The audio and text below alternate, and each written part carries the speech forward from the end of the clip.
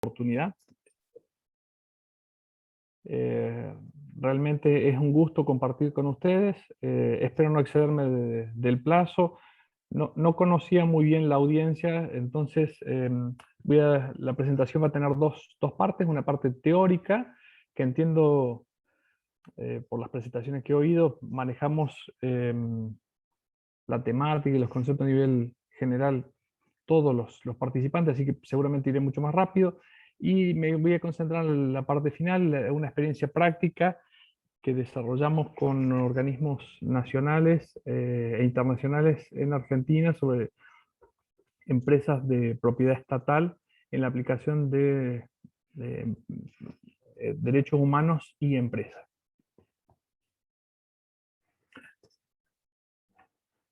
Me podía imaginar, digo, sin conocer la audiencia, que cuando uno empieza a trabajar, uno propone hablar sobre derechos humanos y empresas, la primera pregunta es, bueno, ¿con qué nos vamos a encontrar? ¿De qué se trata?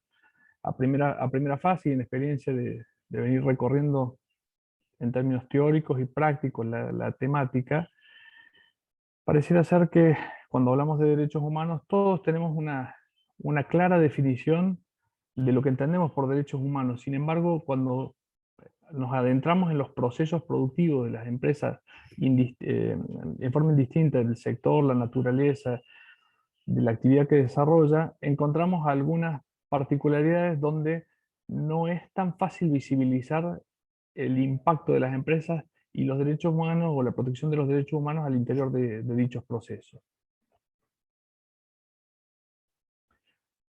Cuando hablamos de derechos humanos, entendemos que son fundamentales y claramente estamos pensando en la dignidad de las personas, sin importar su edad, religión, sexo, condición social, que gozan por ello.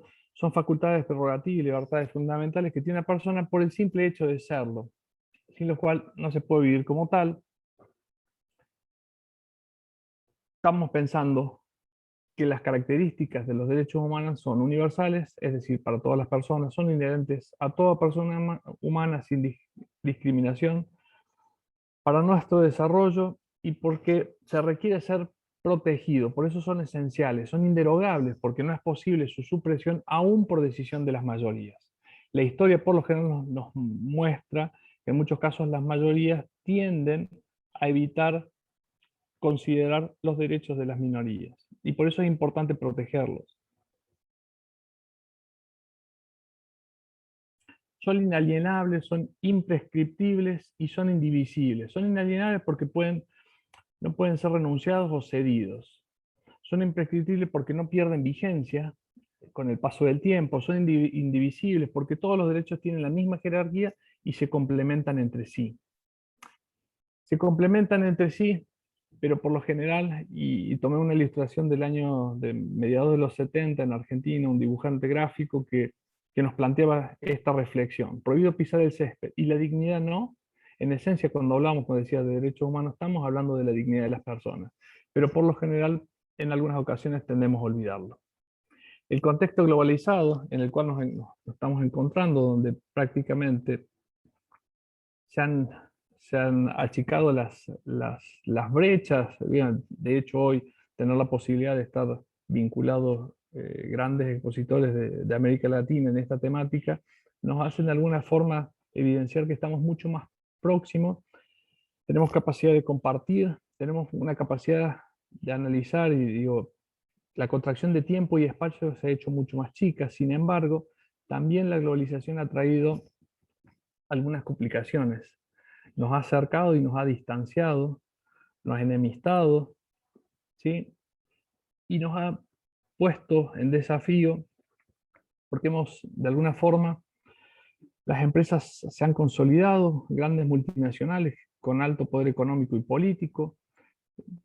Vemos crecientes riesgos e incrementan el impacto negativo del ejercicio de los derechos humanos de las empresas transnacionales y sus cadenas globales de proveedores. Por lo general sabemos cuál es el producto, pero no sabemos cómo fue confeccionado ese producto. La casuística es vasta. Siempre a modo de provocar a los alumnos, digo, ¿cuánto trabajo infantil somos capaces de soportar mediante el consumo? en cualquier producto de cualquier cadena de producción, ya bien la cadena vitivinícola en Argentina, ya bien la cadena productora de yerba mate, la cadena productora de tenis. ¿Cuánto somos capaces de soportar en materia de derechos humanos, trabajo infantil, que son agenda de temas pendientes y poco, y poco discutidos? Una fuerte incapacidad y vulnerabilidad de los estados nacionales de responder a estas nuevas problemáticas. Tenemos estados que no tienen la capacidad de total de control, con territorios muy amplios, con zonas geográficas difusas, donde hay una permeabilidad para que se puedan dar estas prácticas de violación de los derechos humanos, en muchos casos no solo por las empresas, sino por otros organismos para llevarlos a cabo. Un aumento de la atención e interés de estos problemas por parte de la comunidad internacional. Parecía que estamos poniendo foco, y eso es muy importante, no solo en la promoción, la difusión, sino también en parte del control. La organización de la sociedad civil, de las organizaciones de la sociedad civil están poniendo fuerte foco, al igual que los organismos internacionales. Cambios en los paradigmas, enfoque de derechos.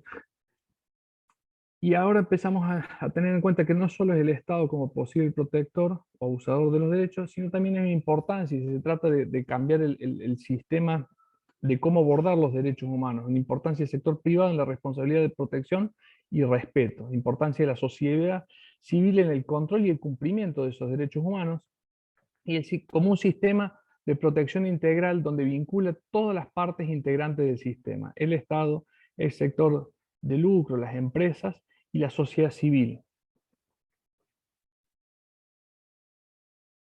Claramente estamos pensando en un sistema de gestión donde estamos todos involucrados y necesariamente tenemos una voz que levantar y muchos oídos para escuchar esas voces y poder prevenir en materia de gestión esos impactos en materia de derechos humanos. Cuando hablamos de distintas iniciativas que fueron de alguna forma poniendo en el tapete la vinculación de derechos humanos y empresas, haciendo un rápido, desde la declaración del 48 y las siguientes convenciones, podemos sí reconocer a nivel global el Pacto Global de Naciones Unidas, que invita a las empresas del sector privado a reconocer a través de 10 principios universales la incorporación de esos 10 principios: derechos humanos, derechos laborales, derechos ambientales y combate contra la corrupción, para que las empresas paulatinamente vayan incorporando esos derechos en su gestión. Poco más cerca tenemos primero los ODM, Objetivo de Desarrollo del Milenio, que posteriormente se traducieron en los ODS, Objetivo de Desarrollo Sostenible, con una agenda clara del 2015 al 2030, donde pone nuevamente de manifiesto en forma integrada los 17 objetivos, con una coherencia entrelazando con los derechos humanos. Y los principios rectores de Naciones Unidas, donde voy a reparar: proteger, respetar y remediar, a partir del 2011, y sucesivamente, con la incorporación de la ISO 26000, se vuelven a poner de manifiesto una declaración donde se invita a las empresas a reconocer los impactos en materia de derechos humanos, tratar de analizarlos, mitigarlos y remediar. Y posteriormente los nuevos cambios metodológicos en la herramienta de GRI, de Global Reporting Initiative, donde pasa a contemplar particularmente en la última versión un apartado sobre due diligence o diligencia en materia de derechos humanos.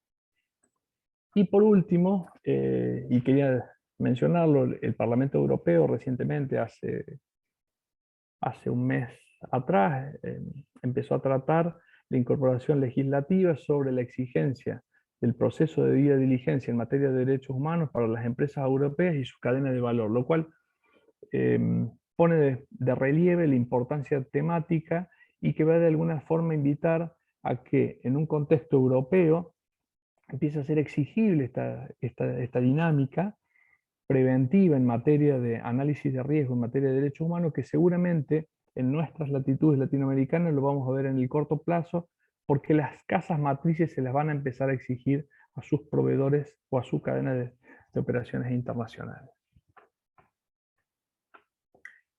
Los principios rectores sobre empresas y derechos humanos: proteger, respetar y remediar. El recorrido para llegar a esa iniciativa fue vasto. Un puntapié inicial, un puntapié fundamental fue la red argentina del Pacto Global, que de alguna forma colaboró y participó, y en la cual he participado también. La red de Naciones Unidas del Pacto Global en Argentina se lanza en el 2004. En el 2008 genera la agenda para que pudiera venir el doctor Raggi mediante una conferencia internacional e ir analizando los distintos impactos en términos sectoriales sobre los derechos humanos y las empresas. A partir del 2011 se aprueban los principios rectores. Hoy nos encontramos en junio del 2011, se aprobaron, y el junio pasado se cumplieron los 10 años de vigencia de los principios rectores: proteger, respetar y remediar. Acto seguido en Argentina, el 2012 el Pacto Global lanza una guía para trabajar en las empresas la iniciativa. El Pacto Global en Argentina crea el grupo de trabajo del 2013, Empresas y Derechos Humanos, y sucesivamente ha seguido sosteniendo el grupo de trabajo, con lo cual nos encontramos, y esta va a ser parte de la experiencia que les voy a narrar,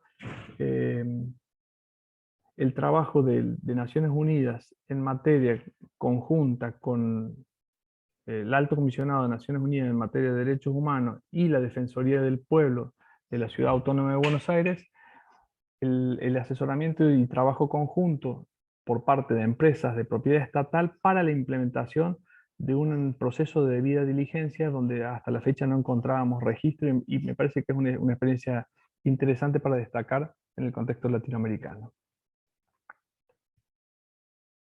Cuando hablamos de los principios rectores, estoy hablando de un conjunto de estándares acordados por la comunidad internacional, un bloque de directrices. Y el WhatsApp no para, disculpen. Bloque de directrices claras, convocación de aplicación universal, que conforman un todo coherente, inclusive identificado a su vez debilidades y aspectos para mejorar en el futuro, y propone un conjunto de conductas modelos para respetar de los derechos humanos, para que las empresas respeten los derechos humanos.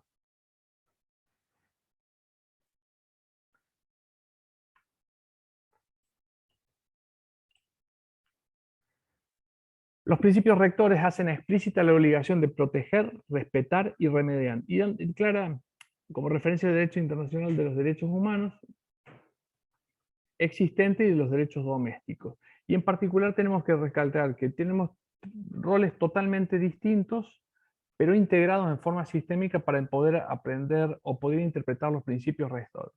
Explicitan que los riesgos o los derechos humanos no pueden ser objetos de simple análisis de costo-beneficio. Las empresas no deberán andar estipulando y calculando si las prácticas operacionales impactan en la dignidad de la gente independientemente de su valor, no deberían ser consideradas, ¿sí? Deberían ser remediadas, eliminadas esas prácticas que atentan contra la dignidad de las personas.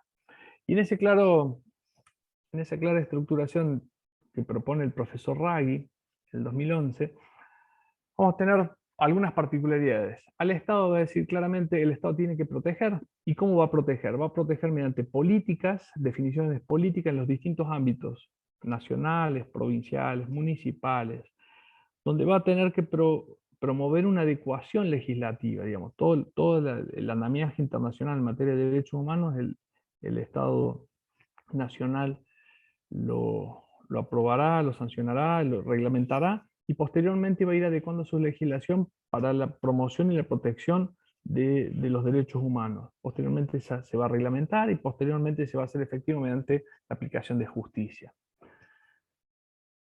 ¿Le cabe en primera instancia a la empresa proteger? No, va a decir Raggi. A la empresa le cabe la responsabilidad de respetar, actuar con debida diligencia para evitar impactos negativos. ¿Qué quiere decir eso? Significa analizar a la luz de los derechos humanos la cadena de producción, la cadena de procesos sistemática que tenemos en todas las organizaciones, ya bien industriales, ya bien comerciales, ya bien de servicios, y hacer frente a las consecuencias negativas cuando tengan lugar. porque se puede prevenir, pero también sabemos, porque la historia nos marca y la casuística es bastante abundante, que muchas veces las empresas se mandan más de una macana. En ese caso, nos va a decir Ray, tenemos que entrar al sistema, al siguiente eslabón, y que es el de reparación. Tanto el Estado como las empresas tienen que lograr llegar a reparaciones. Y ahí va a tener acceso efectivo para las víctimas y con dos vías, judiciales o no judiciales. Se estructura el documento en 31 principios rectores, donde voy a tener proteger los principios funcionales y los principios operacionales. Principios proteger, respetar y remediar con sus respectivos principios funcionales y operacionales, como decía casualmente. Cuando yo digo que los estados deben respetar, básicamente estoy diciendo abstenerse de lesionar, tienen que cumplir, satisfacer los derechos humanos y las libertades fundamentales, tienen que proteger contra todo abuso de derechos cometidos por terceros en su territorio y jurisdicción, impedir que las empresas violen los derechos, diseñar y proponer prácticas, medidas regulatorias de protección, como decía anteriormente, y brindar un mensaje claro de protección a los derechos humanos, fiscalizar en forma efectiva a las empresas y garantizar la coherencia política. Me pareció interesante esta imagen donde de alguna forma en materia de el acceso a la información y la información veraz e independiente es inherente a los derechos humanos. Y donde en muchas organizaciones, en muchos estados, el acceso a la información no es frecuente, creo que pone en evidencia que el acceso a la información, los derechos humanos en particular, son derechos que tenemos que proteger en su conjunto para poder fortalecer las empresas, para poder fortalecer los sistemas de gestión y para poder fortalecer también las democracias en los distintos países. El Estado debe proteger, ya decíamos, los principios operativos, el nexo entre el Estado y las empresas, 4, 5 y 6, los principios, las zonas afectadas por conflicto, va a tener una particularidad, un apartado particular, y garantizar la coherencia política, el principio 8, 9 y 10, funciones reglamentarias y normativas del Estado de carácter general, y los principios fundacionales. El Estado debe proteger los derechos humanos y es lo que da entrada a todo el cuadro. Origen de la responsabilidad de las empresas de respetar los derechos humanos. Primero, en primer lugar, el derecho internacional de los derechos humanos se limita generalmente a los actores estatales. Sin embargo, como veníamos describiendo, el contexto internacional, el avance de la globalización, la integración, el aumento y la preponderancia económica de las transnacionales ha hecho que en muchos casos los estados nacionales no tengan capacidad de controlarla. Por eso la referencia a los individuos e instituciones de respetar, promover los derechos humanos generalmente no crea obligaciones legales directas, y es por eso que se exige que el Estado promulgue y haga cumplir la legislación, la regulación que proteja los derechos humanos dentro de su jurisdicción. Es decir, en la mayoría de los casos, respetar los derechos humanos es consecuencia de cumplir con las leyes nacionales. Los principios rectores, los Estados miembros de la ONU, han afirmado que las empresas tienen una responsabilidad independiente de respetar los derechos humanos. Por parte de las empresas, decimos, las empresas tienen que cumplir la ley, tienen que abstenerse de lesionar los derechos humanos por acción o omisión, tienen que actuar con debida diligencia para no vulnerar los derechos de terceros, tienen que reparar las consecuencias negativas sobre aquellos daños en los que tengan alguna participación. Casualmente siempre se puede prevenir, se puede tener toda gestión preventiva, sin embargo, la casuística nos muestra que en más de una oportunidad las cosas pueden salir mal. Y en ese caso es la empresa la que tiene que hacerse cargo de reparar en forma inmediata, mitigando, primero cesando la violación o impacto concreto en la materia de derechos humanos, y después pasar a remediar y comunicar a la comunidad las medidas que tomó para que no se vuelvan a repetir. Evitar causar, contribuir o prevenir y mitigar las consecuencias negativas sobre los derechos humanos. Son compromisos políticos que se le exige a la empresa, y cuando estoy hablando de un compromiso político es una declaración contundente, accesible, que esté disponible en la página web de las empresas, y donde de forma periódica y sistemática se tiene que hacer un proceso de debida diligencia que vamos a pasar a definir.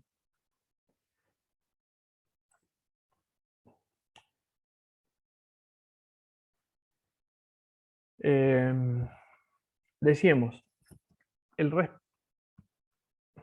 la responsabilidad de las empresas de respetar los derechos humanos exige que las empresas eviten que sus propias actividades provoquen o contribuyan a provocar consecuencias negativas sobre los derechos humanos y hagan frente a esas consecuencias cuando se produzcan. Traten de prevenir o mitigar las consecuencias negativas sobre los derechos humanos directos relacionados con sus operaciones, productos y servicios prestados por sus relaciones comerciales. Y a modo de gráfico, decía, señor propietario, yo quisiera un pequeño pedazo de tierra para mí, pensando en su familia, en su futuro. El empresario, aquí tiene su pedazo de tierra.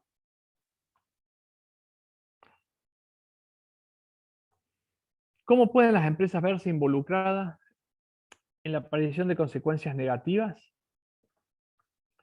Pareciera ser muy simple, pero es interesante graficarlo o clasificarlo, digo.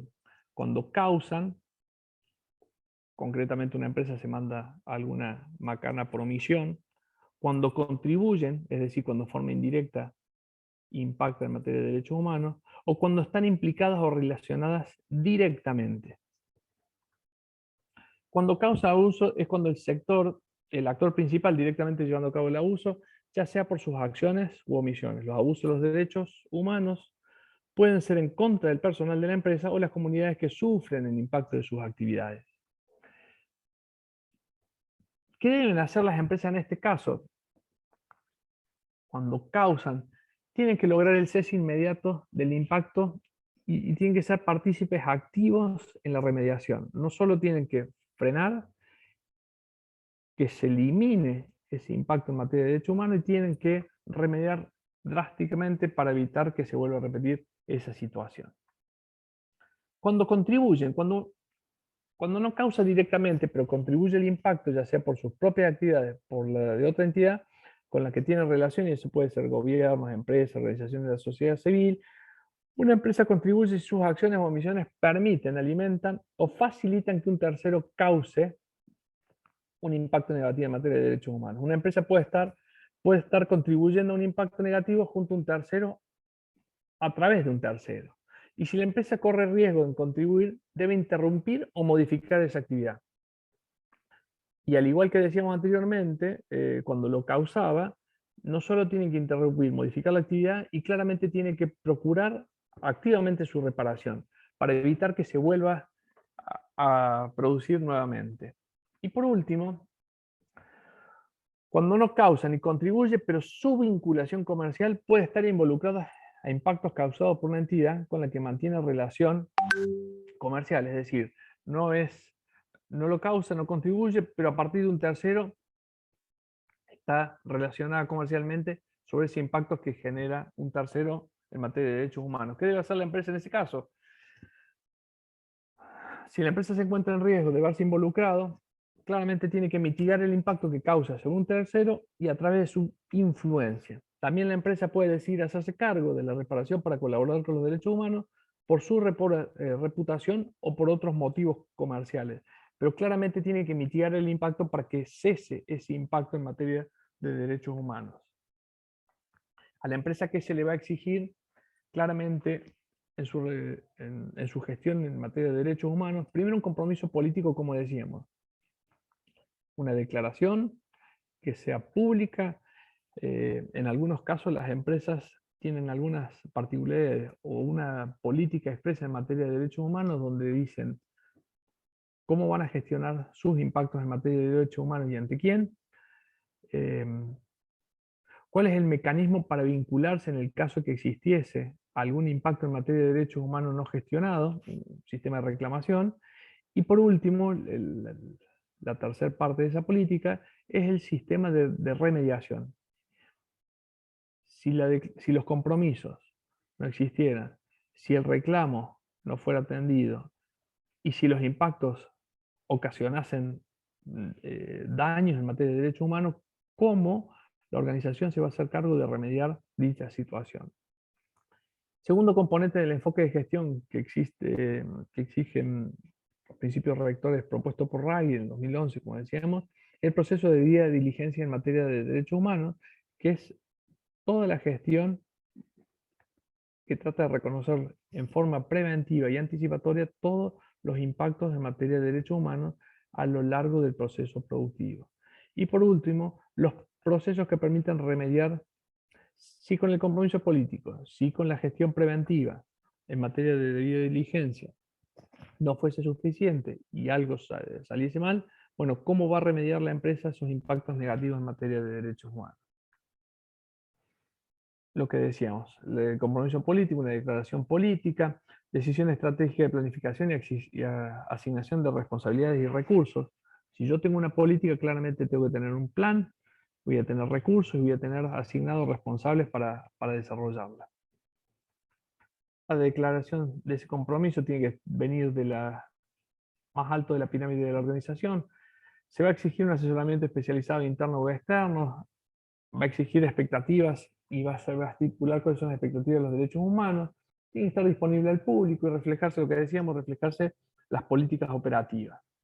El proceso de debida diligencia ya le hizo 26.000, lo reconoce como un proceso exhaustivo, proactivo, para identificar los impactos negativos, reales y potenciales. Eso es interesante. Los impactos negativos reales y potenciales de carácter social, ambiental y económico de las condiciones y actividades de una organización a lo largo del ciclo de vida completo de un proyecto o de una actividad de la organización, con el objetivo de evitar y mitigar dichos impactos negativos. El proceso de diligencia va a tratar de identificar, prevenir, mitigar y responder las causas negativas de las actividades de la empresa en materia de derechos humanos. Comprender los riesgos específicos que tenemos a lo largo de la operación relacionados con los derechos humanos. Y tenemos que ver esos impactos adversos que la empresa puede causar o contribuir mediante sus actividades, que pueden estar directamente ligados con sus operaciones, productos, servicios, y va a variar la complejidad según el tamaño de la empresa, el sector donde opere, el riesgo sobre los derechos humanos, la naturaleza y el tipo de operación de las empresas. Debe ser un proceso continuo. Cuando digo un proceso continuo, tiene que tener claramente un análisis con un periodo determinado. Por lo general las empresas hacen estos ejercicios de análisis a través de distintas matrices en forma anual para detectar y anticipar riesgos reales o potenciales en materia de derechos humanos a lo largo de su cadena de valor. Por lo general, el riesgo mayor no se suele dar en las empresas puertas adentro porque la situación está mucho más controlada, sino que por lo general se suelen dar los riesgos a lo largo y ancho de la cadena de valor. Los procesos de debida diligencia van a tener 4 pilares: diagnóstico, integración, un seguimiento y una difusión. Voy a evaluar el riesgo de la empresa, lo voy a integrar con esos riesgos detectados para ver cómo tratar de prevenirme en los distintos procesos productivos. Voy a hacer un seguimiento y voy a monitorear esa respuesta y después voy a tratar de hacer una rendición de cuentas y comunicarla sobre los distintos impactos a toda la comunidad. Algunas preguntas que pueden ayudar, esto siempre uno lo propone. ¿Tenemos sistemas de seguimiento que podemos integrar a nuestras potenciales consecuencias negativas en materia de derechos humanos? ¿Son adecuados? ¿Existen indicadores establecidos? ¿Existe un sistema cuantificado que pueda aplicarse? ¿Qué medidas cualitativas necesitamos para garantizar que estamos interpretando correctamente estos datos? ¿Sí? Muchas veces tenemos muchos indicadores rígidos que no necesariamente manifiestan el real sentir y pensar dentro de la organización en materia de derechos humanos, porque posiblemente la cultura no permite que la gente se comunique, los proveedores denuncien, ¿sí? Entonces también, más allá de todos los indicadores rígidos, hay que tener también algunos sensores que determinen dónde poner dónde tener semáforos en amarillo para ver cómo anticiparnos y actuar. en forma esquemática, digo, un compromiso político, actos seguidos de esa declaración. Se nos exigía un proceso de debida diligencia en sus 4 pasos: evaluación, integración, seguimiento y transparencia de cuentas, para tener en cuenta esos impactos de derechos humanos, y posteriormente, en el caso de que todo saliese mal, cuáles son los mecanismos de reparación.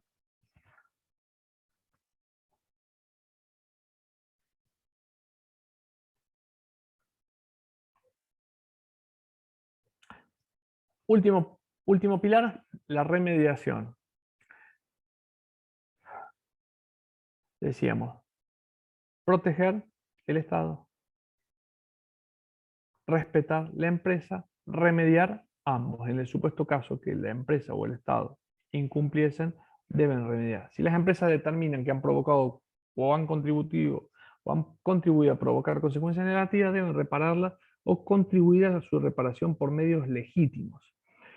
Y en ese caso, en forma de gráfico, vamos a encontrar lo que recién decía. El Estado debe proteger, la responsabilidad de las empresas es de respetar, pero en ambos casos tenemos que contar con mecanismos para remediar esas situaciones que hemos reconocido. El Estado va a tomar medidas para investigar, sancionar y reparar, pero tenemos que ver conjuntamente cómo tenemos que remediar. Tenemos mecanismos de reparación estatales, judiciales, no judiciales, no estatales, no judiciales, no estatales, instancias corporativas, instancias participativas. Los mecanismos de reparación, el rol de la empresa es acceso a los recursos efectivos, una parte crítica de la responsabilidad de las empresas, porque reparar cuando ha causado o ha contribuido a causar impactos negativos. Distintos mecanismos operacionales de queja pueden jugar un rol importante en permitir un remedio directo y hacer frente a los impactos antes de que empeoren. Por lo general, es importante no evitar el efecto bola de nieve.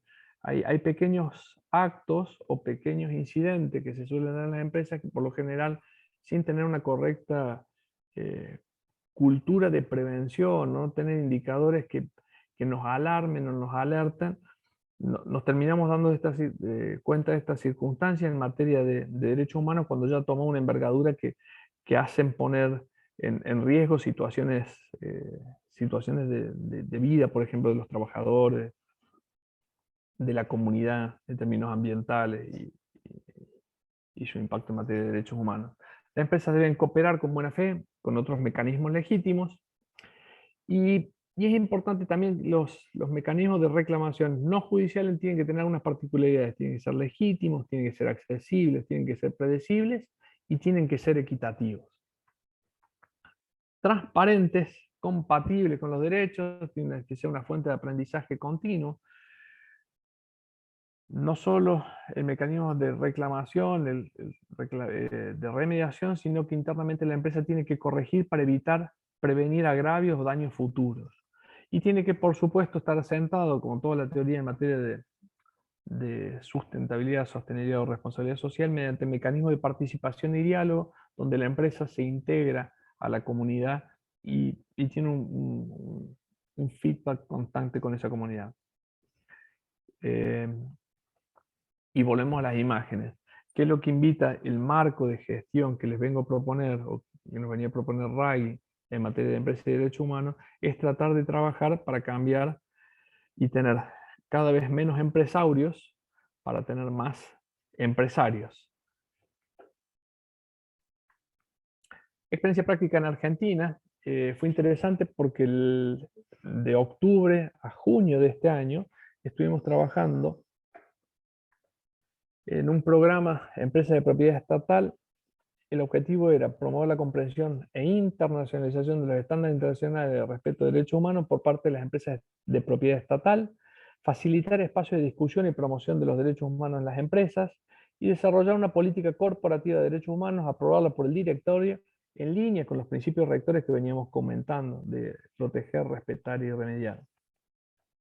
Fue interesante porque en realidad la Defensoría del Pueblo de Ciudad Autónoma de Buenos Aires, miembro de la red del Pacto Global de Naciones Unidas, había detectado algunos indicadores en los cuales había quejas de clientes o consumidores, ciudadanos, sobre el uso de sobre la mala prestación del servicio de algunas empresas de propiedad estatal. Estos pequeños indicadores llamaron la atención y en realidad fue el puntapié para trabajar el programa, lo denominamos EPE, Empresas de Propiedad Estatal, y acto seguido, como la tercera pata clave para el desarrollo de este proyecto, fue la participación del Alto Comisionado de Naciones Unidas en materia de derechos humanos. Las empresas públicas referentes que participaron del problema, AISA, trabaja sobre agua, potabilización de agua; Aerolíneas Argentinas, la línea aérea de bandera; SEAMSE, que trabaja con los residuos sólidos urbanos de la ciudad de Buenos Aires y parte de la provincia; la Corporación Buenos Aires, que trabaja sobre, es una agencia estatal que trabaja sobre el embellecimiento y mejoramiento de la infraestructura de la zona sur de la Ciudad Autónoma de Buenos Aires; y el Banco de la Ciudad de Buenos Aires. Todo lo interesante de la iniciativa, desde la capacitación, el análisis, el diagnóstico, todo fue mediante bueno, en pleno contexto de pandemia, así que fue totalmente digital, con la integración de equipos en forma digital, y tratamos de básicamente trabajar sobre la responsabilidad de las empresas de respetar, actuar con debida diligencia y evitar distintos impactos. El programa tuvo una primera etapa de formación donde nos vinculamos a nivel internacional con formación del Centro Vincular desde Chile, participación de formación por distintos funcionarios de la OCDE y miembros del Pacto Global, no solo acercando la temática, sino también acercando casuística de distintas empresas, cómo habían abordado el tema de los derechos humanos. Una vez consolidado el equipo dentro de las empresas en materia de derechos humanos, pasamos a elaborar un proceso de diligencia sobre los distintos impactos reales y potenciales que las empresas podrían haber estado realizando. Y luego, después de haber tenido ese diagnóstico, pasamos a incorporarlo en el sistema de gestión y reconociendo una política expresa sobre derechos humanos para poder empezar a gestionar el sistema. La herramienta que elaboramos fue ad hoc y trabajamos sobre las distintas herramientas disponibles, tratando de adecuarnos concretamente a la realidad local. Elaboramos una herramienta de 100 indicadores donde se trabajó sobre la gestión de la conducta empresarial responsable, las prácticas laborales, el impacto en la comunidad y la gestión de la cadena de suministro. Una vez que realizamos el segundo paso, donde estábamos analizando la cadena de valor, después se pasaba sistemáticamente a un paso micro, donde entrábamos a trabajar directamente sobre los procesos productivos y la cadena de procesos, no bien la cadena de valor, sino atacando la cadena de procesos para tratar de evitar posibles riesgos en su impacto real o potencial en materia de derechos humanos. ¿Qué obstáculos tuvimos? Bueno, fundamentalmente la falta de conocimiento del negocio en profundidad. Por general participaron de este proceso de asesoramiento algunas áreas blandas, donde no teníamos la participación total. Una cosa es cuando uno trabaja integrando y atravesando, recorriendo las plantas productivas, y otro caso es cuando digitalmente hacemos este coaching, mentoreo o asesoramiento técnico para ir desandando este camino que nos propone el proceso de análisis de riesgo en materia de derechos humanos. Entonces encontramos falta de conocimiento en profundidad del negocio, escasa antigüedad de los colaboradores, escasa participación de algunas áreas funcionales, las operaciones, la producción, la calidad, era medio como reticente a trabajar sobre estas temáticas. Cambio de posición e incorporación tardía en algunos integrantes. El proyecto se inicia en octubre y termina en junio, como decía, y nos agarró todo el proceso de receso estival en Argentina, lo cual trajo algunas complicaciones. Encontramos una falta de visión integral del negocio para reconocer su cadena de valor y actores principales. Por lo general, todos tendemos a reconocer el primer eslabón, no así el segundo o el tercero. Y encontramos una fuerte, de los distintos actores, de los distintos participantes, una visión legalista. Entonces, por lo general te decían, bueno, pero ¿por qué debería hacerme responsable por el segundo o tercer eslabón si legalmente no estaría yo obligado? Y nosotros tratamos con el equipo al cual integré, con personal de la Defensoría del Pueblo, tratar de cambiar esa visión más desde el desarrollo de las buenas prácticas sectoriales, en desmedro de esa visión legalista de si no estoy obligado, ¿por qué debería hacerlo? Y el último obstáculo se presupone una falta de enfoque de derechos humanos en las restantes áreas. Oportunidades que encontramos y en las cuales nos apalancamos para poder tener un significativo éxito en el programa. Integrar a todos los niveles la temática de los derechos humanos, indagar y evaluar la compañía, una oportunidad que muchos vieron con agrado. Desconocimiento de acciones y programas en marcha. Muchas veces había empresas de gran envergadura, las que había mencionado, que encontraban con grandes procesos donde no estaban todos integrados, o había proyectos y programas que no estaban integrados, y eso fue un descubrimiento importante. Formalizar procesos existentes en la gestión y formalizar monitoreos, formalizar documentación, política y sociabilizar, porque en realidad cuando hacíamos el análisis de los procesos productivos, más allá de posicionarlos un indicador o no, había que evidenciar por qué se posicionaba en ese indicador a cada empresa, y eso exigía que el equipo tuviera que buscar la documentación, respaldarse sobre las políticas de la empresa, y en el caso que estuviera no formalizado, invitaba a formalizar dicho proceso. Fortalecer el buen posicionamiento de la empresa y contagiar claramente el sector. Por último, y me parece que ya estoy excedido, pero cerrando, sí se generó un fuerte networking, y hasta el día de hoy hay interacción entre las empresas donde hay intercambio de buenas prácticas. Se generaron 4 políticas en materia de derechos humanos. Está documentada la experiencia y posiblemente en los próximos 15 o 20 días va a estar comunicada por la Defensoría del Pueblo de Ciudad Autónoma de Buenos Aires, así que lo van a poder descargar. Y por último, lo que queda como interrogante es el paso siguiente. Estas mejoras, esta política, ¿va a ser evaluada o monitoreada por la comunidad? Esperemos que sí. Ese es el anhelo que tenemos quien participamos, porque es una forma de integrar y empujar a la mejora y a la protección de los derechos humanos. Muchísimas gracias.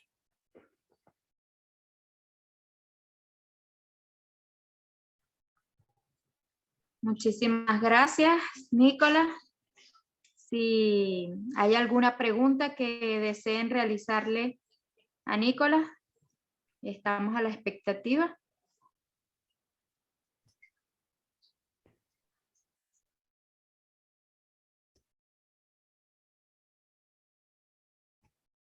Digo, mira, no sé si es una ponencia que se titula La responsabilidad social de las pymes, políticas públicas y cultura, empresarios de Bogotá, Colombia.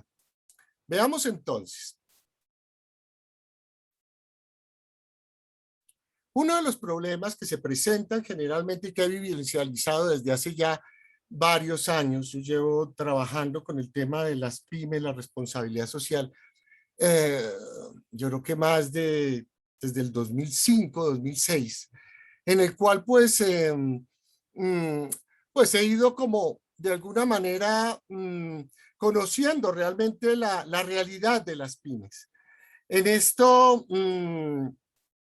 hemos trabajado con los grupos de investigación en el clúster de moda de Bogotá. Nuestra idea siempre ha sido básicamente poder conocer a los empresarios primero y no llegar a cometer lo que nosotros consideraríamos un grave error, que es precisamente tratar de, como nos dijeron en la primera consultoría, la Secretaría de Desarrollo en ese tiempo, que por favor enseñáramos a los empresarios a ser socialmente responsables. Yo creo que aquí con con ustedes, unos especialistas tan grandes, tan reconocidos, pues creo que el tema de hablar que la responsabilidad social se enseña, pues creo que queda entre comillas, ¿no?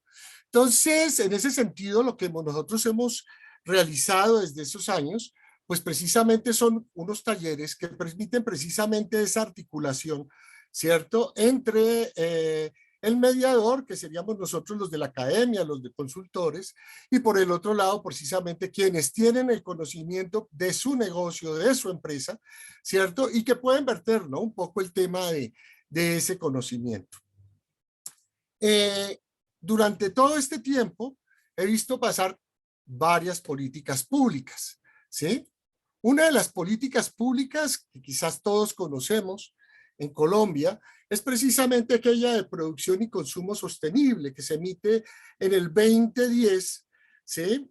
Con muchas expectativas para que realmente en las grandes y medianas y pequeñas empresas pues cambien estos patrones culturales, ¿cierto? Hacia buenas prácticas de producción y consumo sostenible.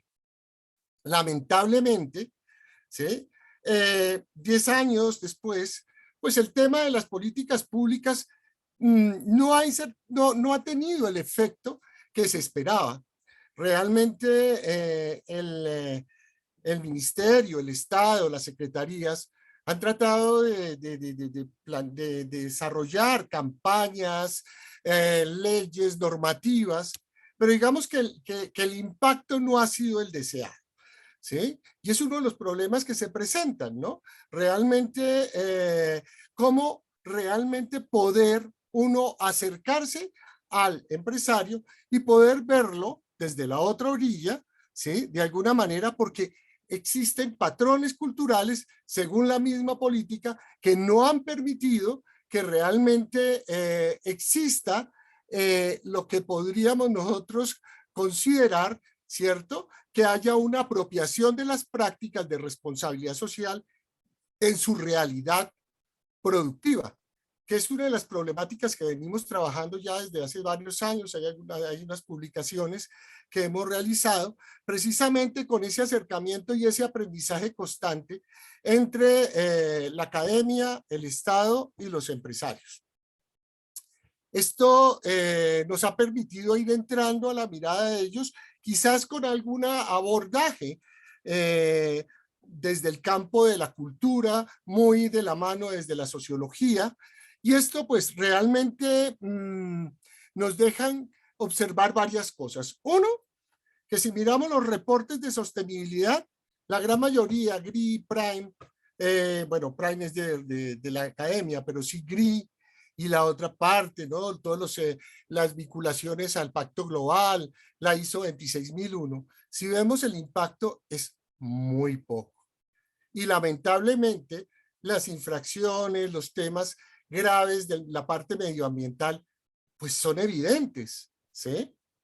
Quizás uno de los debates que uno puede, digamos, encontrar dentro de la literatura es precisamente que básicamente todo el tema de la política pública se ha digamos, llevado más hacia la gran empresa, una preocupación muy especial, ¿cierto? Haciendo que las políticas pues lleguen, digamos, de una manera mucho más fuerte, ¿sí? Pero se han descuidado muchísimo las pymes, ¿cierto? Y las MIPYMES pues son la gran cantidad de empresas en Colombia, según el Centro de Estadística DANE, pues realmente tenemos que casi más del 99% de nuestras empresas, ¿cierto? Son micros, pequeñas y medianas empresas. Entonces, ¿cómo realmente poder llegar, ¿cierto?, a esa forma como ellos entienden esas realidades, ¿sí? De tal forma que podamos, de alguna manera, observar, ¿no?, cómo realmente tiene impacto la política pública, ¿cierto?, en principio, para que desde allí los empresarios empiecen a implementar prácticas que quizás vayan más allá de lo que se dice, porque muchas veces no va más allá de lo que se espera, ni siquiera pues lo que es impuesto. Y eso lo sabemos. Entonces mi interés es presentar el resultado de unos estudios donde se presentan algunas categorías identificadas para el abordaje sociocultural de las prácticas de responsabilidad social ambiental y su relación con las políticas públicas. Este es un trabajo que, como les digo, hemos venido desarrollando con mi grupo de investigación de responsabilidad social y ambiental, GIRSA, con colegas que hemos venido pues trabajando bajo esa preocupación, ¿no? Cómo llegar al empresario, cómo conocer su cultura, pero también mirar al otro lado cómo el Estado puede entrar a conocer la cultura del empresario de tal manera que haya como una conciliación, una manera de poder, digamos, ampliar, de poder mover un poco el tema de la responsabilidad social ambiental en los empresarios, en este caso de las pymes.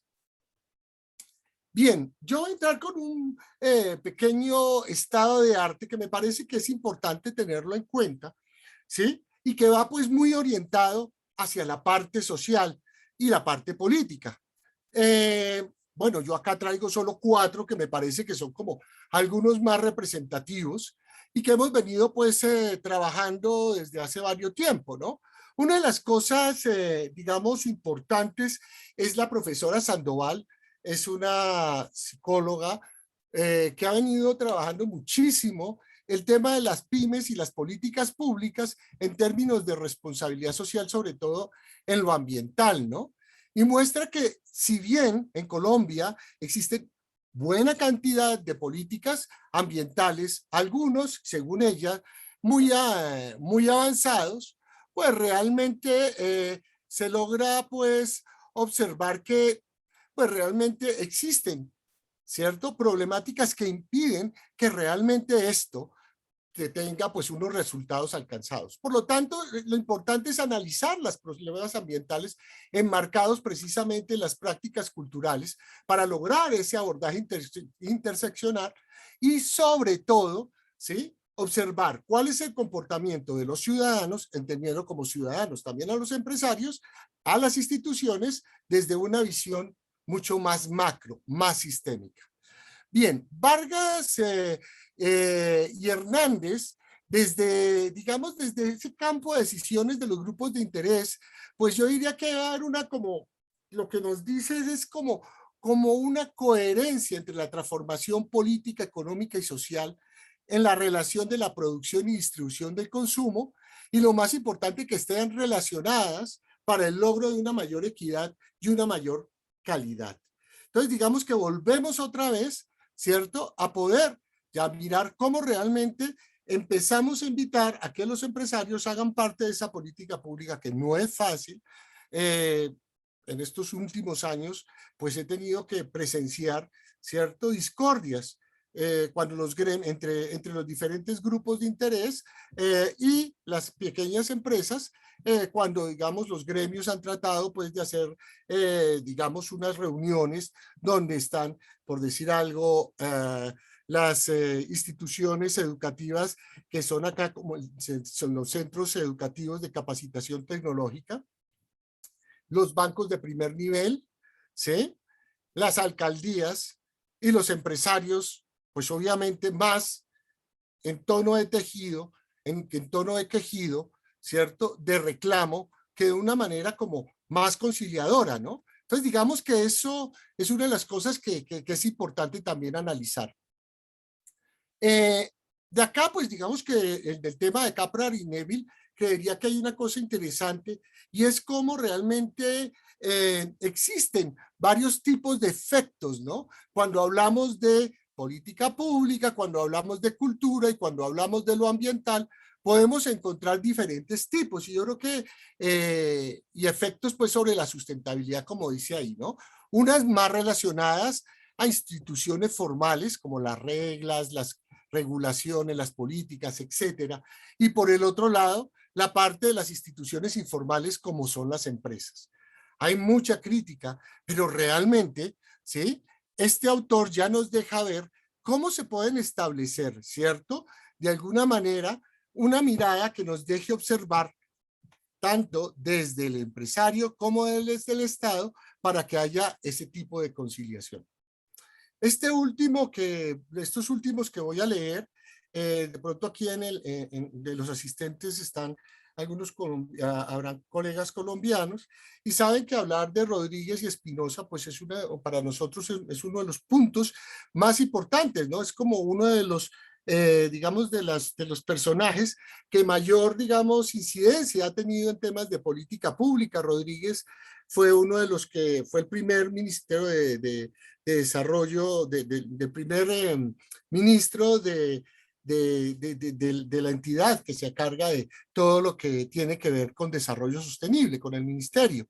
Entonces, digamos que ellos son bastante, digamos, claros en términos de políticas públicas, ¿no?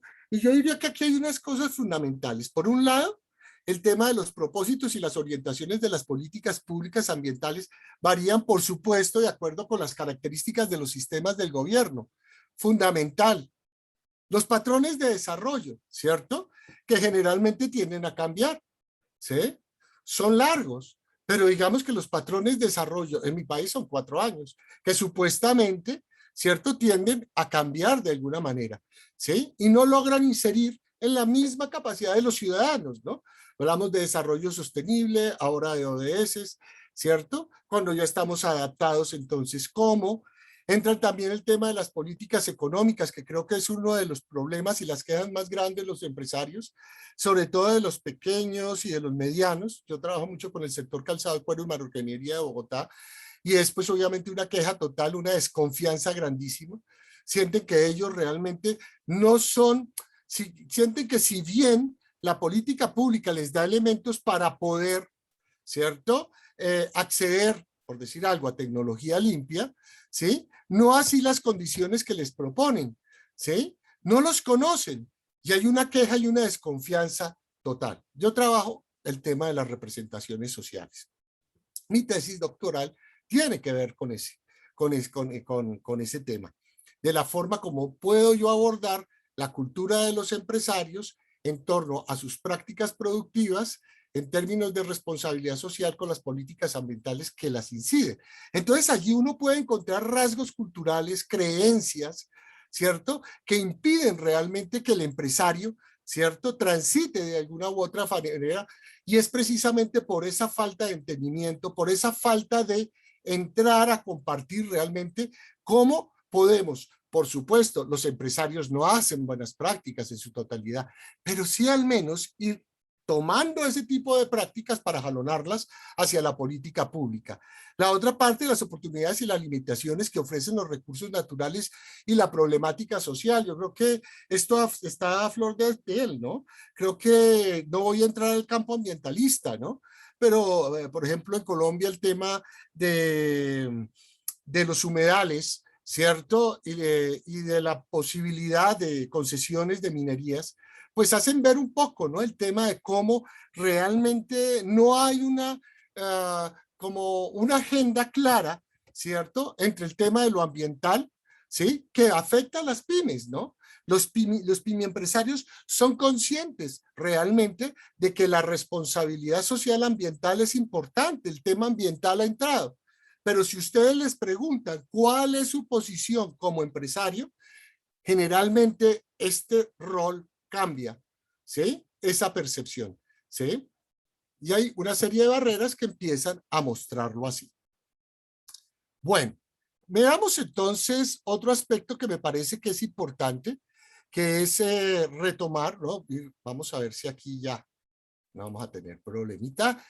¿Cómo entonces entender, ¿no? ¿Cómo acercarnos desde la política pública? Yo creo que uno de los elementos importantes es tocar precisamente 3 aspectos fundamentales. La teoría de redes o de networks, el concepto de gobierno o government y el concepto de gobernanza y de responsabilidad social. Creo que son 3 elementos hermanos. No voy a entrar a profundizar, pero sí como para ir entendiendo un poco de de la forma como podemos ir mirando esa integración entre la cultura, entre la política y entre lo más importante que son las prácticas diarias de los empresarios en su tema productivo. Digamos que Roth nos muestra cómo realmente debe existir, ¿no?, una mirada horizontal en tanto de la política pública, en tanto lo importante es que los programas de acción pública, como dicen acá, sean pues obviamente compartidos entre muchos autores, ¿no? Y donde el poder de veto es un enfoque conductual. Yo diría que acá el tema de la teoría de networks se está aplicando en varios países cuando se habla pues obviamente el tema de la gobernanza sostenible o gobernanza integral, ¿sí? Y es precisamente eso, ¿no? ¿Cómo liderar? Y entro un poquito al tema de la parte de gobierno. Y aquí, pues obviamente, cito para ustedes un investigador muy conocido, que es Josep Lozano, de la Universidad de Cataluña y de Longo. Ellos lideran en la SADE unos proyectos bastante interesantes que plantean pues todo el tema de la política, la cultura y el empresario.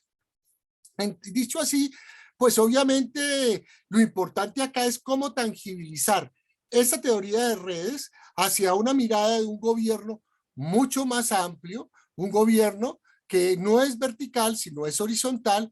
Y acá pues digamos que no cité a Aguilar, para los que son de política pública saben que es uno de los pues de las autoridades, pero lo importante no es que la función de gobernar del Estado no está limitada a ejercer autoridad, sino la forma como puede articularse y puede articular a todos los grupos de interés para pues poder solucionar las problemáticas. Yo creo que lo vemos muchísimo cuando el Estado tiene políticas públicas y programas relacionados específicamente con la motivación para que los empresarios, ¿cierto?, entren a hacer encadenamientos productivos, sobre todo a través de los clústeres. Con el tema del concepto de gobernanza y la responsabilidad social, digamos que acá lo importante, pues volvemos es esa mirada colaborativa. ¿Cómo hacer dialogar responsabilidad social, gobernanza, cultura, redes de networks? Pues bueno, acá nuevamente Lozano, ¿cierto? Frodin, digamos, nos da unos elementos importantes y creería que es importante también resaltar, ¿no?, cómo la responsabilidad social se vuelve una bisagra, un elemento integrador, una columna vertebral que permite precisamente un diálogo, ¿cierto?, entre los diferentes grupos de interés en la medida que ésta interprete o sea interpretada por las diferentes partes. Hay mucha crítica en este momento sobre el tema del COVID, creo que siempre lo tocamos, pero yo diría que en los países, lastimosamente esto no permaneció, pero sí pudimos ver cómo realmente por la urgencia, algunas empresas, obviamente con su interés, porque precisamente tienen que subsistir, empezaron a articularse alrededor de una problemática, ¿cierto? Muchos de ellos no se veían presionados y de una manera espontánea empezaron a hacerlo. Que no sea responsabilidad social totalmente, no, puede ser filantropía, pero es una forma en la cual se puede empezar a anidar la responsabilidad social. Estoy citando un poquito algunos, digamos, indicadores de la red Unirse, que va desde la filantropía, luego la responsabilidad social y luego la corresponsabilidad, donde serían, digamos, los elementos que hay una articulación mayor entre el Estado, los grupos de interés y la empresa, por supuesto. Algunos dicen que el tema de las cadenas de los negocios inclusivos y las cadenas de valor pues son unos elementos supremamente importantes, ¿no? Poco de la mano de Porter. Ahora bien, cuando se habla de la teoría de la política de la responsabilidad social empresarial, pues a ustedes, pues esto, pues les es muy claro hablar de Garriga y de Melé, pusimos Garriga y Melé, estos estudiante y profesor, estudianta, mujer, y de profesor, que pues creo que son siempre los referentes para nosotros cuando hablamos pues temas de responsabilidad social. Esto solamente y teorías, solamente para situar, para no entrar un poco pues a profundizar en algo, porque por supuesto se da por entendido el conocimiento, pero sí para situar, como les digo. Y lo importante aquí es encontrar, ¿no?, cómo dentro de las teorías podemos identificar esas teorías políticas, muy centradas en el poder y en el ejercicio responsable de las empresas en la sociedad, en el ámbito político. Digamos que es uno de los elementos fundamentales, ¿no? Queremos que se inserten y es uno de los elementos fundamentales, y podríamos decir que aquí el tema de gobernanza pasa a ser una prioridad supremamente importante, ¿no?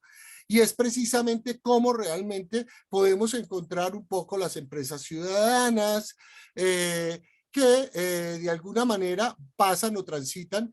Por un lado, pues obviamente, como vamos a ver un poco desde el tema relacionado con directamente con pues obviamente lo que pretende las empresas del Estado para sobrevivir y tener las condiciones apropiadas, pero al mismo tiempo, ¿cierto?, debe retribuir y contribuir pues con todos los beneficios que ella tiene. La responsabilidad social del territorio, yo sé que eso toca mucho escuesor, y es un concepto que se está, digamos, de alguna manera, digamos, fortaleciendo a partir de proyectos de investigación, a través de políticas públicas, a través de programas. En Colombia, en Medellín, hubo una experiencia bastante interesante bajo esta perspectiva, donde todos los grupos de interés se articularon para resolver los problemas más apremiantes de la sociedad, ¿cierto? Todos apuestan, todos ganan, ¿sí? Y fue, digamos, una apuesta bien interesante. Universidades que han venido pues también acompañando este proceso. Entonces, digamos que acá lo importante es ver la responsabilidad social no solamente insertada dentro de la organización, sino también la organización cómo realmente se inserta a través de sus propios intereses con las problemáticas de la sociedad, ¿no? Entonces, digamos que los negocios inclusivos, el valor compartido, pues por eso empiezan a tener cierta preponderancia. No sé si ustedes han escuchado el simposio de responsabilidad social de las organizaciones, se realizó hace escasamente un mes, donde pudimos reunirnos, pues creo que más de 100 personas de diferentes, digamos, de diferentes estancias, empresarios, académicos, ONGs. Y es interesante cómo realmente esto de los negocios inclusivos y el valor compartido empieza a tener como algo importante, ¿no? Sin tener yo en este momento ninguna posición específica. Pero digamos que acá empiezan a ver cómo se inciden las empresas dentro de esos negocios inclusivos y valores compartidos, especialmente pensando en las pirámides. Entonces, digamos que acá lo importante es lo que les comentaba, cómo Lozano plantea desde una mirada muy desde la Unión Europea, del libro blanco, el libro verde, etcétera, cómo realmente deben haber dos roles muy específicos para el empresario, ¿no? Como actor. Uno con los intereses y necesidades específicas, como es normal, y otro por la contribución a la gobernanza y al bien común. Entonces, digamos que serían como estos elementos fundamentales que empiezan a tener, digamos, sentido bajo el marco de los ODS, ¿cierto? Como realmente las políticas públicas en los diferentes países. En el caso colombiano tenemos un Plan Nacional el Plan Nacional de Desarrollo, un COMPES o una estructura de política pública que lo acompaña. Nosotros tenemos la división geográfica por departamentos que han considerado poner como norte los ODS, hacer networking para irlos construyendo. Entonces, digamos que son elementos supremamente importantes y que empiezan a jalonar, ¿no? Digamos, a la sociedad. Entonces, de allí, pues, obviamente se pueden observar algunas, digamos, tendencias en ese sentido. En el tema de región responsable, entonces, digamos que acá era solamente para situar el tema de región responsable sobre algunas perspectivas que nos permitan, pues, observar, ¿no? Cómo convergen esas dinámicas dentro del sistema, un sistema social particular, y donde, pues, obviamente, podríamos decir que los diferentes actores, en tanto agentes, que es un tema supremamente importante, empiezan a generar cambios dentro de la misma sociedad donde están inmersas. creería que hay muchísimo por hacer, sobre todo en América Latina. Como las regiones responsables, por ejemplo, en el caso de Colombia, el porcentaje, el número de personas que después de la pandemia está yendo a la cama con 2 comidas, ni siquiera con la tercera, es un elemento bastante, que llama bastante la atención y que pues obviamente pone, digamos, en el centro, digamos, a todos los grupos de interés con el fin de empezar a dar unas soluciones participativas en las cuales pues finalmente pues voy a tomar un lema más que conocido, que es el que todos ponen y todos ganan. Bien, dentro de esta perspectiva, que no es una cosa que un recorrido muy rápido, digamos que producto de este análisis uno puede encontrar cosas que pueden ser importantes. Unas una vez analizado esto con 2 profesores más, durante más o menos 3 años que estuvimos trabajando con el Atlas-T y con una revisión bibliográfica bastante amplia, pues pudimos encontrar cosas como las que aparecen allí, ¿no? Digamos que lo importante es que en principio este tipo de teorías, este tipo de conceptos que empezamos a ver, ¿no? ¿Cierto? Y dejarlos sobre la mesa, pues obviamente los agentes deben ser corresponsables en las estructuras económicas, sociales y ambientales para construir un territorio sostenible. Volvemos otra vez, ¿no? La pregunta que yo planteaba al principio, ¿no? ¿Cómo hacer para que realmente las políticas públicas empiecen a tener sentido en el diario acontecer de los empresarios, ¿no? ¿Cómo involucrarlos dentro del quehacer? Luego, la corresponsabilidad, que creo que es otro tema supremamente importante, fundamental en el tema de la gobernanza, y que sería pues obviamente en la medida que sea integral, participativa. Encontramos muchos temas interesantes y en Europa, en Estados Unidos, incluso en el Asia. Hay buenos trabajos, Tailandia tiene buenos trabajos realmente relacionados con gobernanza participativa, donde pues por ejemplo con sectores como el calzado han podido digamos generar unas redes bastante interesantes, ¿no? El tema de gobernanza nos pone un poco en el tema de capital social. El otro tema que tiene que ver allí, pues precisamente es el enfoque sistémico y relacional, que creo que estamos todos viviendo y que no voy a entrar pues a hablar, ¿no? Digamos que los referentes de Putnam y otros pues nos ayudan a ver bastante este tema. Y la otra es esta perspectiva plantea a su vez la necesidad de pensar en forma de articular diferentes agentes en el desarrollo del territorio, ¿cierto? Y lo más importante es reconocer sus iniciativas que ofrezcan respuesta tanto a sus intereses como a las demandas sociales o colectivas. Digamos que llegando a esto, la propuesta, ¿no? que yo pensaría como plantear un poco más acá, sería realmente buscar sobre qué subcategorías podríamos empezar a abordar a los empresarios. Sé que esto es muy técnico, muy teórico, pero al mismo tiempo es una forma como nosotros nos hemos ido articulando con los empresarios a través de metodologías como la investigación acción participativa, que implica el diálogo de saberes, con talleres donde hay una co-construcción colectiva, donde hay una invitación, un trabajo mucho más desprevenido y una construcción a través del saber común, ¿sí? Al saber colectivo, quienes entienden acá de representaciones sociales, entienden que es el sentido común, la forma como nosotros calificamos día a día las cosas y le damos importancia y tomamos posición.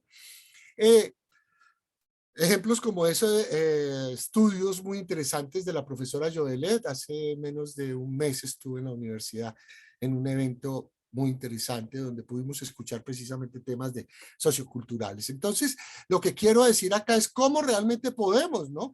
Poder indagar, cómo podemos entrar, cómo podemos aproximarnos a una responsabilidad social mucho más amplia, menos centrada, más colaborativa, más de trabajo en redes desde una perspectiva sociocultural.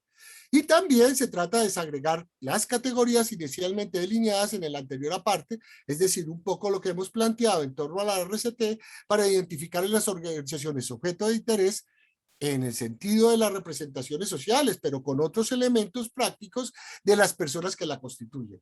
En el día a día está la relación, está en el quehacer, la forma como nosotros interpretamos esas realidades y sobre esas podemos enganchar, anclar otras cosas. Y esto nos va a permitir, pues, entender y comprometer el abordaje de la realidad social desde su pensamiento práctico, que es un elemento importante, ¿sí? La responsabilidad social es una práctica, ante todo. Bien, ¿cómo podemos hacerlo? Bueno, yo acá no las voy a leer todas.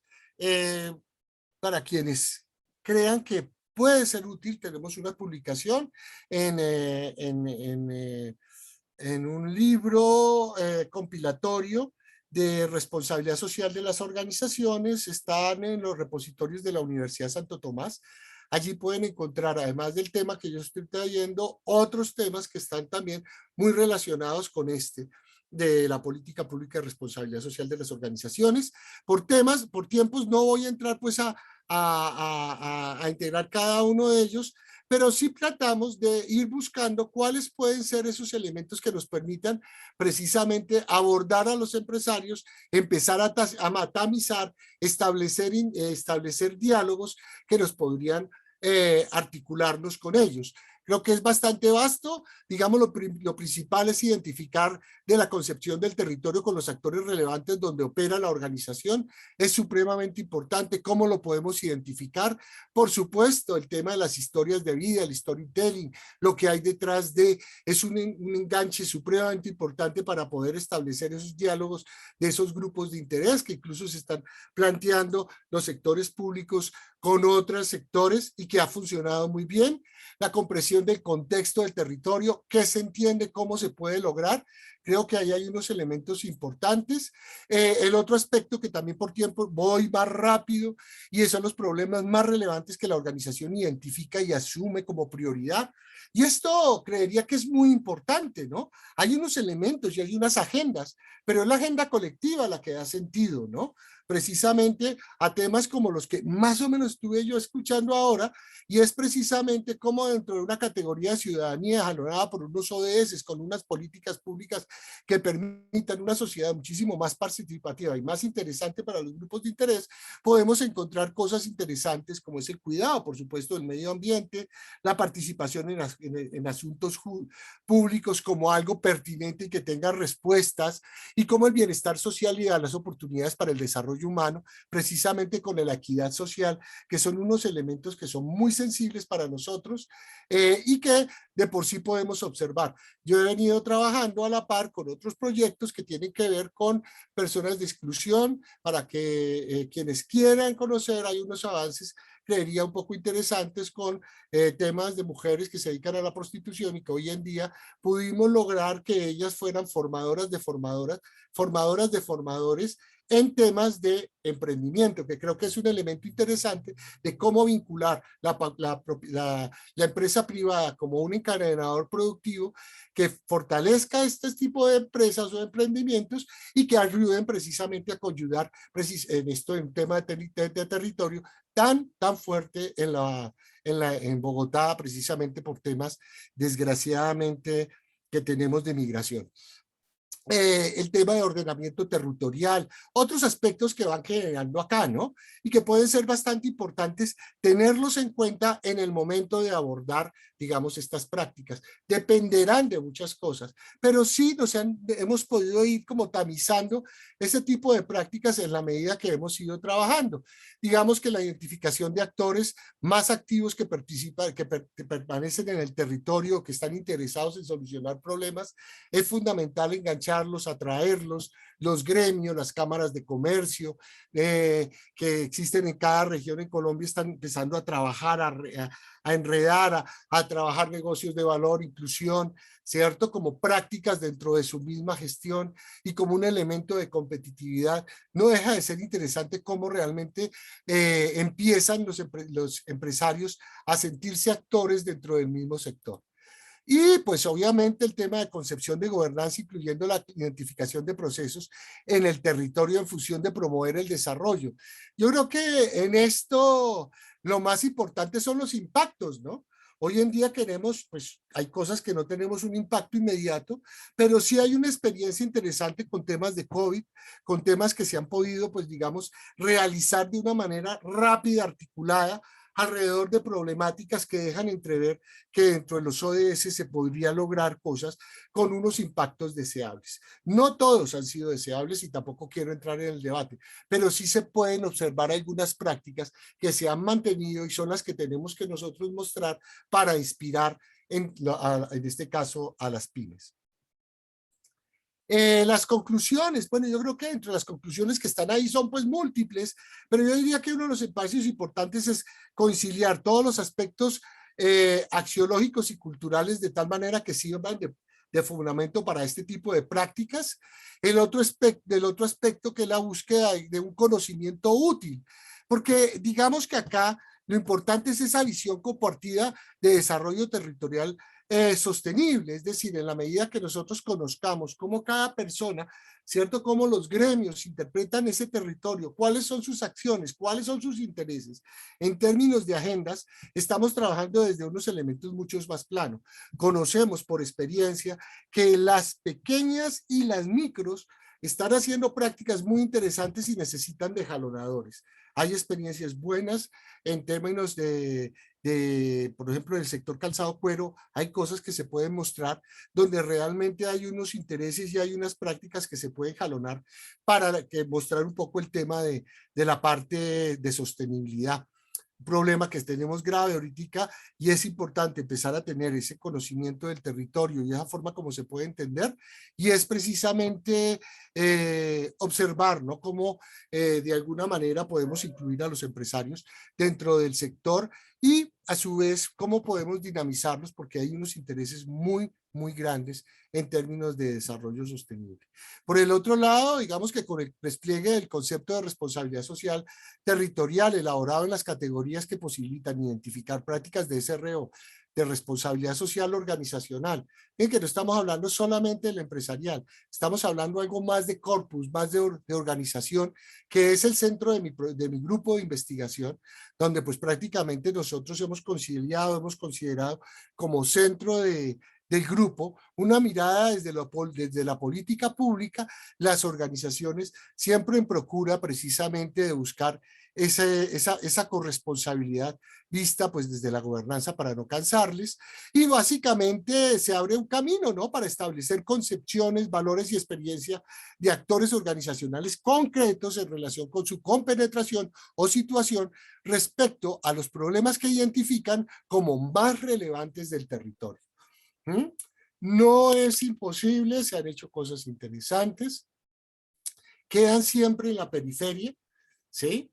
Ahora, el interés que estamos nosotros como académicos, como consultores, es cada vez más inserir, cada vez más que las personas sepan por sí mismas en qué consisten desde su práctica la responsabilidad social y ambiental, ¿sí? Sin que se vuelva un cuaderno, sino simplemente algo que se puede jalonar y que puede mejorar o que puede emular de sus colegas. Bueno, acá están las referencias y no siendo más, pues muchísimas gracias. Espero haber sido útil, que es mi interés. Muchísimas gracias. Muy amables, quedo atento a sus preguntas, comentarios, todos ellos, como lo han dicho los otros colegas que han estado compartiendo este magnífico espacio, pues que anhelamos pues realmente conocer sus posturas. Y nuevamente pues poner a disposición la Universidad Santo Tomás de Colombia, abierta precisamente al diálogo, al debate y sobre todo a la construcción conjunta de una ciudad más prudente, de unos ciudadanos más prudentes, más justos, con una proyección más sustentable, que es, digamos, una de las preocupaciones que tenemos. Muchísimas gracias. Muchísimas gracias a usted, estimado Luis, por haber compartido con nosotros esa conferencia, que ha sido muy grata para cada uno de nosotros. Bueno, esperamos las preguntas. Si hay alguna pregunta que deseen realizarle al doctor Luis, estaremos atentos. El email ya lo voy a poner acá. Perfecto. Aún tenemos tiempo.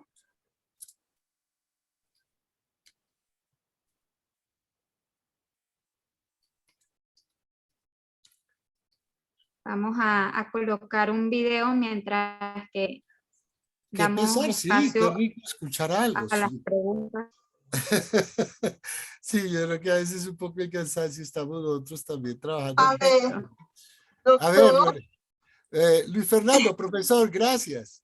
¿cómo está, doctor? Le habla Constanza Fajardo.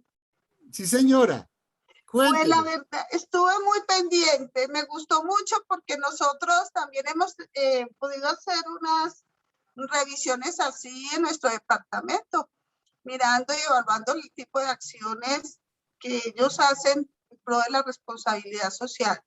Pero sí tenemos muchas cosas similares, Doc.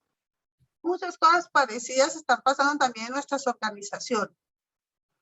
Bien interesante. Muchas gracias, Constanza, Constanza. Es que no entiendo. Constanza, ¿de dónde es?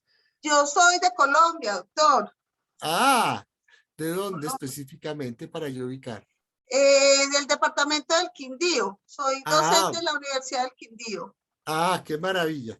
Bien, sí, efectivamente, aprovecho esta intervención tan valiosa, pues en el sentido de que realmente lo que se plantea, yo sé, porque estuve leyendo muchísimo lo de la red, es precisamente esto, y es precisamente fortalecer estos lazos para ojalá empezar a hacer proyectos conjuntos, intercambiar nuestras experiencias, que nuestros proyectos no se queden en anaqueles, que podamos realmente no quedarnos pues un poco en el romanticismo, sino que realmente Sí, podamos hacer cambios supremamente importantes, porque eso creo que es la preocupación de los que muy seguramente tenemos, de los que estamos acá.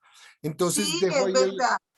Es verdad, Exactamente. nosotros somos fundadores, con el CIDE ha sido excelente.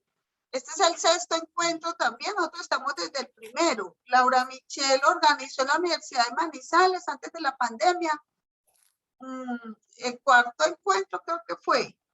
Y la idea es ampliar esta red. Es bien Ujú. importante. Está la Universidad de Yucatán, está Costa Rica, está la Universidad Militar de Colombia también.